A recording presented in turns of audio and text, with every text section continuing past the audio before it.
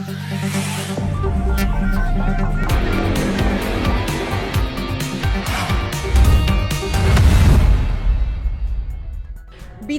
নির্বাচনের আর মাত্র কয়েকদিন বাকি। কোন রঙে রাঙবে বাংলা, সবুজ, গেরুয়া না লাল, সেদিকেই কিন্তু এখন নজর সকলের। ইতিমধ্যে কিন্তু রাজনৈতিক রণক্ষেত্র হয়ে গিয়েছে গরম। প্রার্থীরা জোর কদমে করছেন প্রচার, আর সেই আবহে আজ আমরা পৌঁছে গিয়েছি বালিগঞ্জের বিজেপি প্রার্থী ডক্টর শতরূপার আবাসনে।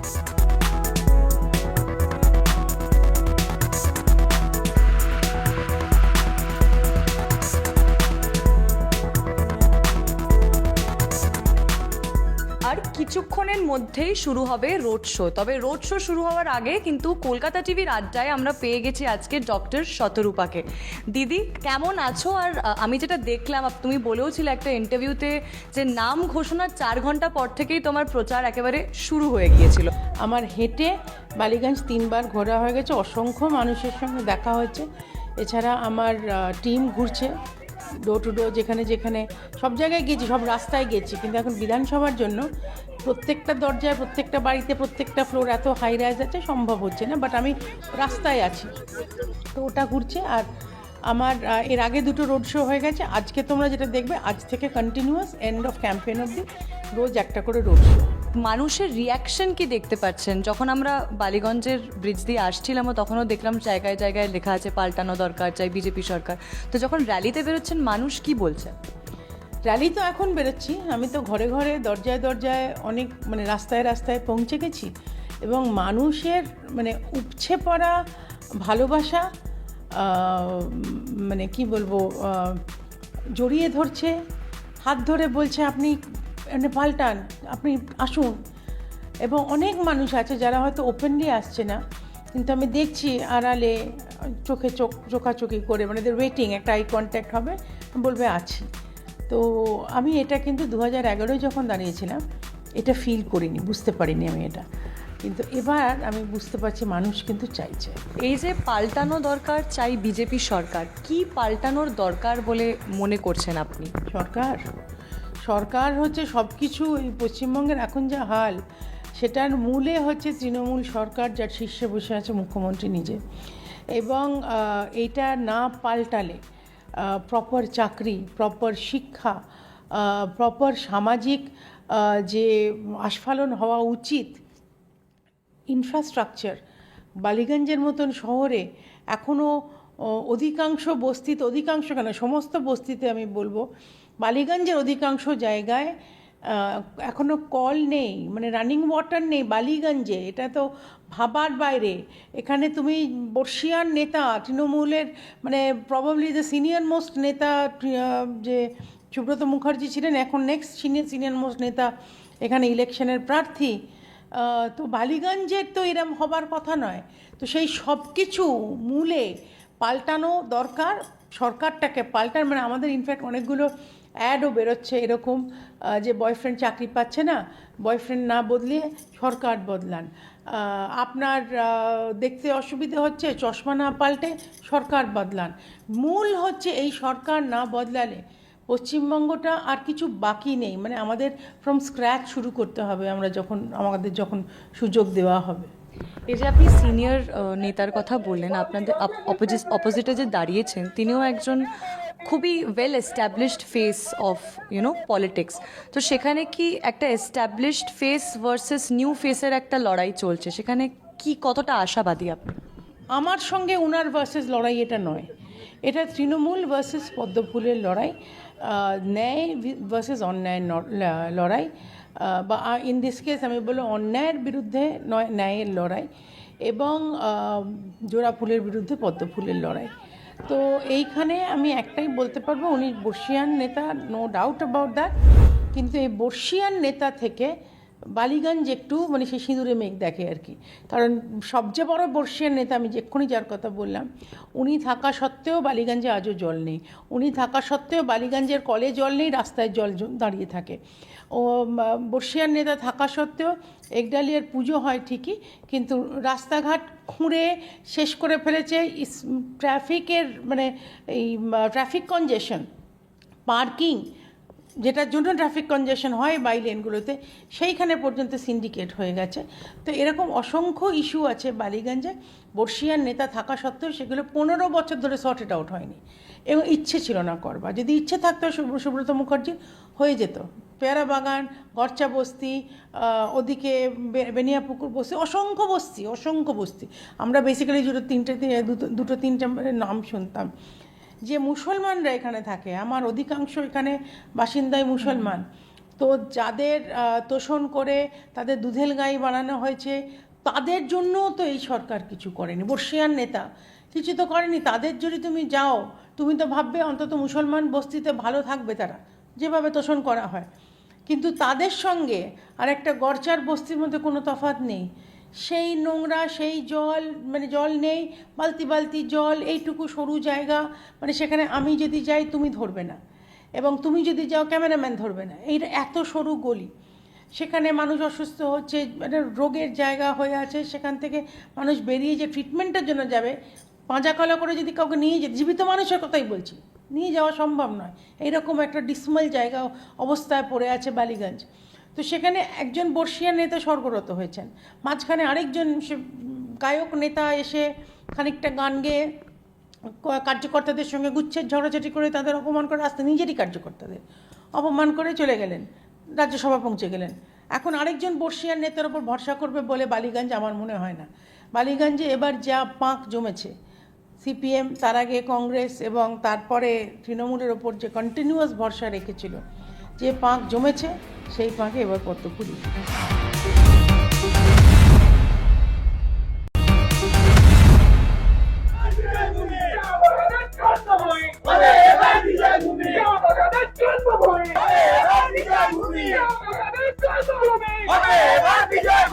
শাসক দল বরাবর বলে আসে যে বিজেপি বিভাজনের রাজনীতি করে, বা বিজেপি বাংলার সংস্কৃতি বোঝে না, তা নিয়ে কি বলতে চান? বিভাজনের রাজনীতি অ্যাকচুয়ালি কে করে সেটা আমার মনে হয় পশ্চিমবঙ্গের মানুষ যথেষ্ট ভালো বুঝে গেছে। আমরা কোনোদিনও বলিনি দাঁড়িয়ে যে 1 সেকেন্ড লাগবে একটা কমিউনিটিকে আরেকটা কমিউনিটির বিরুদ্ধে দাঁড় করে দিতে। আমরা কোনোদিনও বলিনি যে আমি আপনাদের পাশে আছি, আপনারা যান ওয়াকফ বোর্ডের জন্য আন্দোলন করুন। আমরা কোনোদিনও একটা কমিউনিটিকে বলিনি যে তোমরা তোমাদের পুজো বন্ধ করো, তার কারণ অন্য কমিউনিটি নামাজ পড়ছে বলে।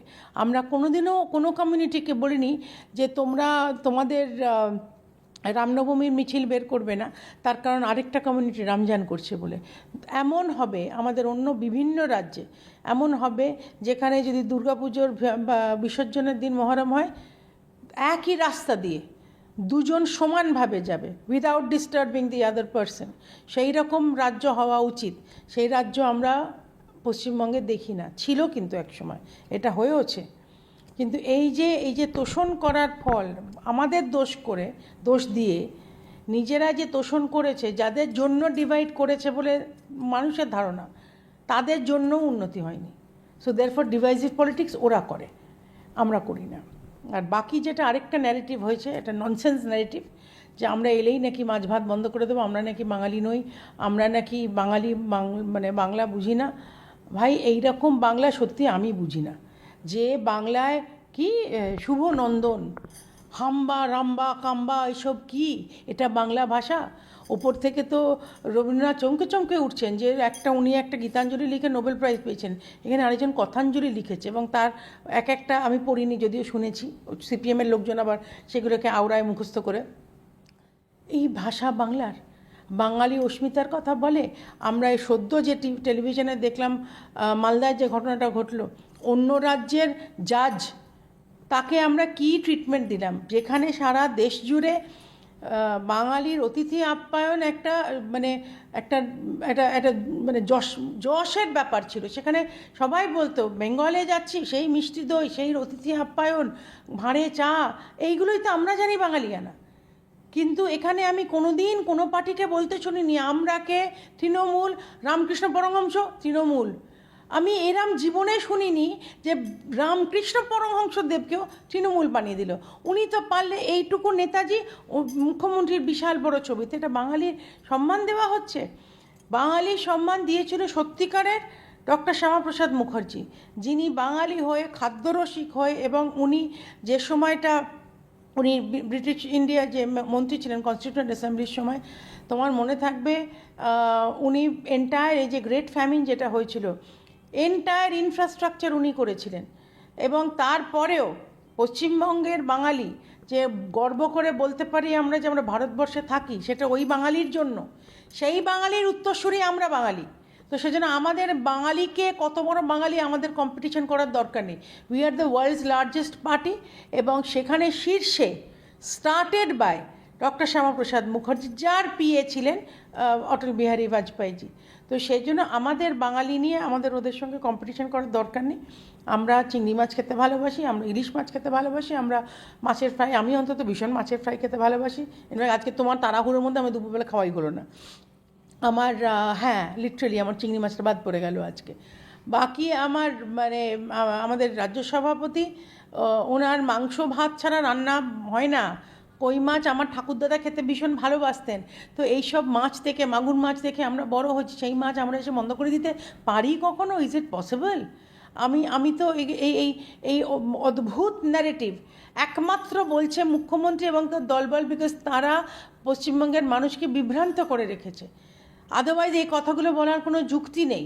কালীপ্রসন্ন সিংহ এবং কাজী নজরুল ইসলামকে গুলিয়ে ঘেঁটে ঘ করে দিলেন মুখ্যমন্ত্রী নিজে।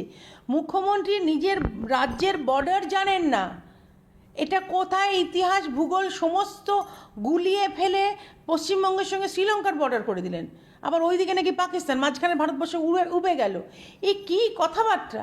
এবং যে ভাষা উনি ব্যবহার করেন, মানে আমি তো আমার রুচিতে বাঁধে, আমি এগুলো রিপিটও করতে পারবো না।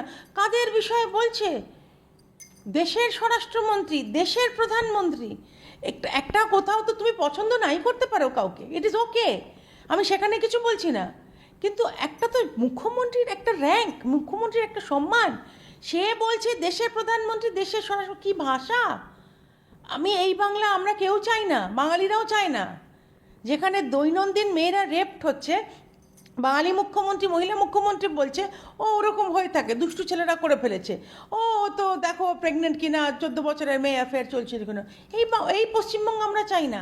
আমরা চাই যে পশ্চিমবঙ্গে আমরা স্বপ্নে দেখেছি যে পশ্চিমবঙ্গ জন্য ডক্টর শ্যামাপ্রসাদ মুখার্জির র্যাডক্লিফের সঙ্গে লড়ে র্যাডক্লিফ মিশন থেকে ছিনিয়ে নিয়ে এসেছিল বেঙ্গল থেকে। তুমি বলো উর্দু ভাষা, দাড়িভিটে উর্দু ভাষা পড়তেই হবে, এটা কোথায় লেখা আছে? ডেফিনেটলি অন্য ভাষা পড়বে। আজকে আমার মাদার টাং বাংলা, আমি যেহেতু ইংলিশ মিডিয়ামে পড়েছি, আমার কনভেন্ট এডুকেট, আমি লোরেটো হাউসের মেয়ে, আমাদের ফার্স্ট ল্যাঙ্গুয়েজ ইংলিশ রাখতেই হয়। কিন্তু আমার সমান রেটে তুমি এখানে দেখবে আমার সমান বাংলা বই আছে। আমি ভীষণ ভালোবাসি পড়তে, বাংলা পড়ি। বাংলা আমার সেকেন্ড ল্যাঙ্গুয়েজ ছিল, থার্ড ল্যাঙ্গুয়েজ আমার হিন্দি ছিল। তো যারা উর্দু পড়তে চায় তাদের নয় সেকেন্ড ল্যাঙ্গুয়েজ হিন্দি হবে, বা মাদার টাং তাদের উর্দু হতে পারে, থার্ড ল্যাঙ্গুয়েজ উর্দু হতে পারে, কিন্তু উর্দুতেই মিডিয়াম অফ ইনস্ট্রাকশন হবে। এটা কোথায় লেখা আছে? বাংলা ভাষাটাকে বিভিন্ন রকম করে অ্যারাবাইজেশন করে, ইসলামাইটাইজেশন করে শেষ করে দিল বাংলা ভাষা। তারা আবার বাঙালির অস্মিতা বলতে আছে।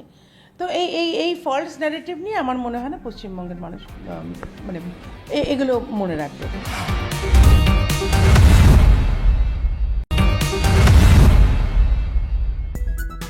আমি একটু আগে বললাম যে আপনারা যারা লক্ষ্মীর ভান্ডার পাচ্ছেন 1500 টাকা মহিলা নিরাপত্তা আরও কি করে জোরদার করা যায় আমাদের রাজ্যে? কি কি পরিকল্পনা আছে আপনার বা বিজেপির? না, আমি তোমরা ছিলে না ওটাতে, আমি চার্জশিট লঞ্চ করেছিলাম, তারপরে ম্যানিফেস্টো লঞ্চ করেছি স্পেসিফিক্যালি ফর বালিগঞ্জ। এবং আমি সেটাতে বলেছিলাম যে অসংখ্য জায়গায় আমি নিজে দেখেছি যে স্ট্রিট লাইট নেই, বা তুমি বস্তির মধ্যে, গলির মধ্যে ঢুকে গেলে সেখানে কোনো আলো নেই। আমার সঙ্গে একটা চ্যানেলের ক্যামেরা ছিল বলে সেই ক্যামেরায় আলোকিত হয়ে আমি ঢুকতে পেরেছিলাম। এবং সেখানে মুসলমান, সেখানে তো 3টে মেয়ে, তারা ভয় আড়ষ্ট হয়ে বসে আছে, কারণ এইটাই তাদের সিচুয়েশান। তার মানে এখানে আর কি হয় যদি অন্ধকার থাকে। তো সেই জন্য আমাদের ম্যানিফেস্টোতে দেওয়াই আছে যে একটা দুর্গাবাহিনী স্কোয়াড হবে, সেখানে স্পেশাল মানে একটা সেল হবে ফর উইমেন। এগুলো তো হবেই, ভালো বেটার লাইটিং হবে।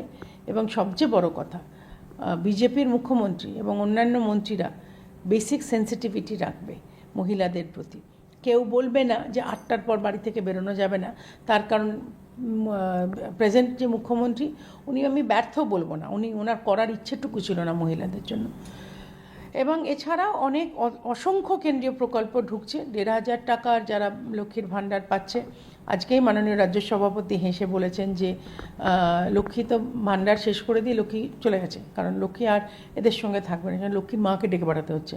অন্নপূর্ণার ভাণ্ডার থেকে আমরা 3,000 টাকা দেবো পার মান্থ, এবং তার সঙ্গে সঙ্গে অসংখ্য কেন্দ্রীয় প্রকল্প ঢুকছে মহিলাদের সার্বিক উন্নয়নের জন্য। এটাও আমার বলা খুব দরকার যে সার্ভাইকাল ক্যান্সার এর একটা ভ্যাকসিন বেরিয়েছে, এবং ক্যান্সারের ফ্রি টেস্টিং আমরা ব্যবস্থা করে দিচ্ছি, এবং আরও অনেক গাইনিক রোগ আছে মহিলাদের যেগুলো হয় সেগুলোর ফ্রি ট্রিটমেন্ট। প্রেগনেন্ট মহিলাদের 24,000 না 21,000, আমি এটা কনফিউশন হয়ে যাচ্ছে আমার, পার মান্থ পাবে প্রেগনেন্ট মহিলা যে মুহূর্তে নাম লেখাবে স্বাস্থ্যকেন্দ্রে, এবং সার্বিকভাবে স্বাস্থ্যকেন্দ্রগুলোর ইমপ্রুভমেন্ট হবে। এছাড়া আরও অসংখ্য প্রকল্প ঢুকছে।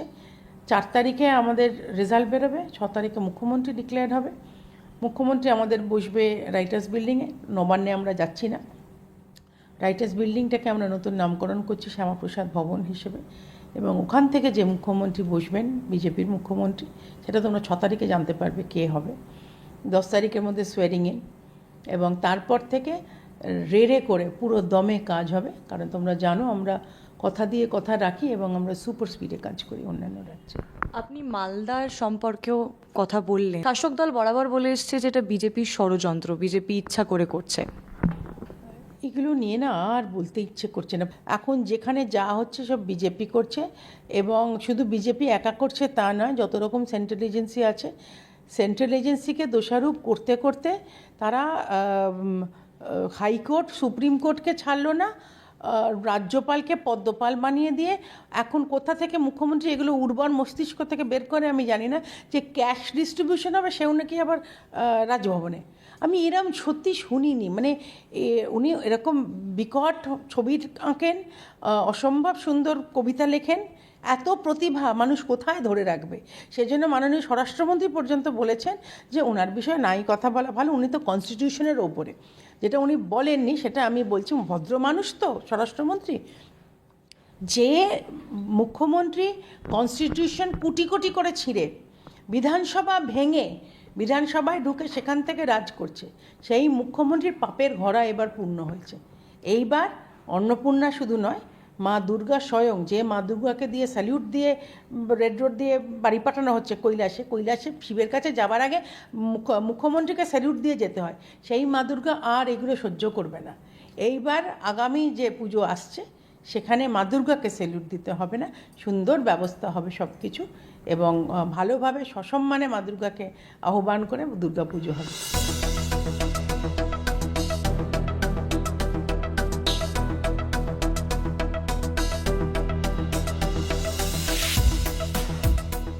রাজনীতির কথার ফাঁকে বারান্দায় একটু হালকা আড্ডা মারতে এসেছি আমরা। দিদি বড্ড রেগে গেছিল যে আমার জন্য দিদি আজকে চিংড়ি মাছ খেতে পারেন, বাদ চলে গেছে, চিংড়ি মাছের মালাইকারি আর পোলাও আমি রোজ খাই না, আজকে আমার প্ল্যান করেছিলাম খাবো। মানে আপনার প্ল্যানটা কি পুরোপুরি ভেস্তে দিয়েছি? এমনি নর্মালি কি খাওয়া হয় যখন সকালবেলা প্রচারে বেরানো হয়? আমার ভীষণ রেস্ট্রিক্টেড ডায়েট, আমি এনিওয়ে একটা ডায়েটে চলে, আমার বুঝতেই পারছো আমার চেহারা দেখে, কিন্তু এখন আমি অ্যাকচুয়ালি খাচ্ছি, সকালে 3টে এগ হোয়াইট খাই আর একটা স্মুদি খাই, সেটাতে দই আর পেঁপে আর বিভিন্ন ফ্রুটস দিয়ে, সিডস, চিয়া সিড, এখন তো এইসবগুলোই খেতে হয়, এটা খাই, আর সারাদিনে আর কিছু খাই না। আর আরও 3টে আমার সাপ্লিমেন্ট চলে, তো সেটা একটা জলে গুলে, একটা এমনি পাউডারের মতন, আর আরেকটা এখন খেলাম কফির ফ্লেভারও না, লাইক আ চকলেট ছোটো একটা, এইটুকুখানি খেয়ে নিই, এইটুকু। আজকে আমি ভেবেছিলাম একটুখানি দুপুরে বসে খাবো, কিন্তু ডাইনিং টেবিলের একেবারে বিপরীতে রয়েছে একটা বুক শেলফ এবং বিভিন্ন রকমের বই রয়েছে, যেখানে রান্নার বইও কিন্তু আমি দেখেছি আছে। হ্যাঁ, রান্না বান্না কি করা হয়? ভীষণ রকম রান্না করি আমি, ইনফ্যাক্ট আমার ছেলে সার্টিফাই করেছে that I am a good cook, তো ওর জন্য সবই, আমার কিন্তু কোনো কুক নেই, আমার একজন আছে হেল্পিং আছে, বাড়ির কাজ টাজ করে দেয়, ওই একটুখানি কুটে টুটে দেয়। রান্নাটা থেকে বেস্ট রান্না কি হাতের? এটা বোধহয় আমার ছেলে বেটার বলতে পারবে। আমি বিভিন্ন রকম আলুর দম করি, আলুর তরকারি করি, মাটন বিভিন্ন রকম 2-3 রকম মাটন করি। চিকেন তো আমার ছেলে ভীষণ ভালোবাসে খেতে। সেই রান্নার বইয়ের মধ্যেও কবিতার বইও রয়েছে, রামায়ণও রয়েছে, ভগবদ্গীতাও রয়েছে। তো কবিতা কি হয়। একটা ছোট্ট আবৃত্তি কি শুনতে পারি আমরা? বঙ্গ আমার, জননী আমার, ধাত্রী আমার, আমার দেশ। কেন গো মাতর শুষ্ক নয়ন, কেন গো মাতর রুক্ষ বেশ, কেন গো মাতর ধুলায় আসন, কেন গো মাতর মলিন বেশ। শত কোটি সন্তান যার, ডাকে উঠছে আমার দেশ। এবং এটা আরও চলছে ইতিহাস, মানে বঙ্গের ইতিহাস কী কী ছিল, মানে পশ্চিমবঙ্গ কেন, পুরো মানে আনডিভাইডেড বেঙ্গল কী ছিল। যদিও মাতর দিব্য আলোকে, এটা লাস্ট 4টে লাইন বলছি। যদিও মাতর দিব্য আলোকে ঘিরে আছে আজ আঁধার ঘোর, আমরা ঘুচাবো মাতর কালিমা, মানুষ আমরা নহিত মেষ। দেবী আমার, সাধনা আমার, স্বর্গ আমার, আমার দেশ।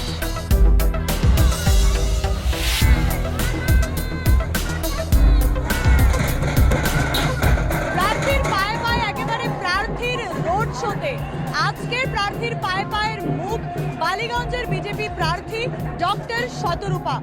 আমরা ওনাকেই চাই। দীর্ঘদিন ধরে আমরা দেখে এসেছি বালিগঞ্জের সাথে অতপ্রতভাবে জড়িত। 2011-তে উনি দাঁড়িয়েছিলেন, উনি যেতে পারেননি। তারপরে উনি দ্বিতীয়বার আবার বিজেপির প্রার্থী হয়েছেন। আমরা ভীষণভাবে খুশি। সকলেই চাইছে এবার একটি পরিবর্তন হোক, এবং তার জন্য একমাত্র ডক্টর শতরূপাকেই সকলে বিশ্বাস করছে এবং মনে করছে যদি বালিগঞ্জের উন্নতি কেউ করতে পারে সেটা ডক্টর শতরূপাই করতে পারবেন, বিশেষ করে যেহেতু উনি এখানকার ভূমিকন্যা, এখানকার ঘরের মেয়ে। রোড শোতে ডক্টর শতরূপা, তবে রোড শোতে কেমন মানুষের উচ্ছ্বাস দেখছেন সেই নিয়ে কথা বলবো তার সঙ্গে। শতরূপাদি, মানুষের সঙ্গে কথা বলে কি মনে হচ্ছে বিজেপির অবস্থান এবার বাংলায় কিরকম? দেখো না, তোমরা নিজেরাই দেখো, তোমরা তো ঘুরছো। পাল্টা স্লোগান রাস্তা থেকে কিরম আসছে, এত গান, এত ড্রাম চলছে, তাও ওরা জয় শ্রীরাম, ভারত মাতা কি জয় বলছে। তো এটা ভেরি অবভিয়াস যে পদ্মফুলই ফুটতে চলেছে। জিতলে প্রথম 100 দিনে কোন কাজটা করবে? আমি বললাম তোমাকে আরবান রিজুভেনাইজেশন। প্রথমেই হচ্ছে যে বুস্টার পাম্প স্টেশনিংগুলো, যেগুলো ড্রেনেজ বন্ধ আছে, সেগুলো ক্লিয়ার করতে হবে। বাকি আমার মনে হয় ইমিডিয়েটলি কিছু বস্তিতে কাজ আছে, সিভিক কাজ বেশ কিছুটা আছে। মানুষের উদ্দেশ্যে এটুকুই বলবো, অনেক তো দেখলেন বর্ষিয়ান নেতা, বাইরে থেকে আসা লোকজন, অন্য জেলার, অন্য বিধানসভার লোকজন। এবার বালিগঞ্জের নিজের মেয়েকে সুযোগ দিন। বালিগঞ্জ ছেড়ে যাব না, কারণ বালিগঞ্জেরই যে মেয়ে, বালিগঞ্জেই জন্ম, বালিগঞ্জে বড় হয়ে ওঠা। আপনাদের ব্যথা, আপনাদের কষ্ট আমি অনুভব করি, আমি করতে পারবো। আপনাদের জন্য সুযোগটা দিতে হবে।